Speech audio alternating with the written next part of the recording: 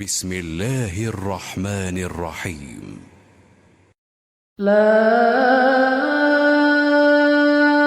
أقسم بيوم القيامة ولا أقسم بالنفس اللوامة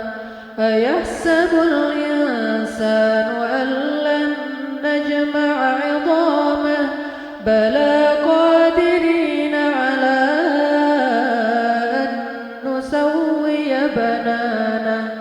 بل يريد الإنسان ليفجر أمامه يسأل أيان يوم القيامة فإذا برق البصر وخسف القمر وجمع الشمس والقمر يقول الإنسان يومئذ أين المفر كلا لا وزر إلى ربك يومئذ المستقر ينبأ الإنسان يومئذ بما قدم وأخر بل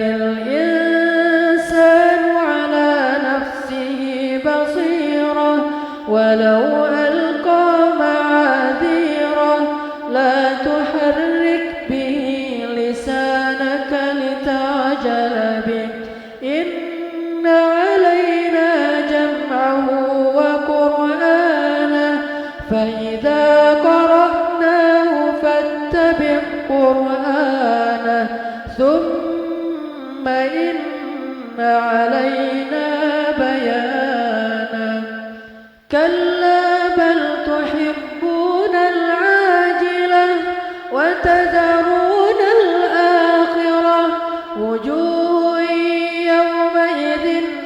ناظرة إلى ربها ناظرة ووجوه يومئذ باسرة تظن أن يفعل بها فاقرة كلا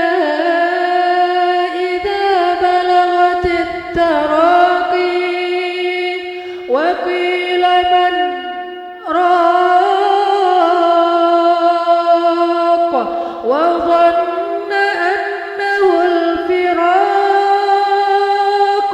والتفت الساق بالساق إلى ربك يومئذ المساق فلا صدق ولا صلى ولكن كذب وتولى ثم ذهب إلى أهله يتمطى أولى لك فأولى ثم أولى لك فأولى أيحسب الإنسان أن يترك سدى ألم يك نطفة من مني يمنى ثم كان علقة فخلق فسوى فجعل منه الزوجين الذكر والأنثى أليس ذلك بقادر على أن يحيي الموتى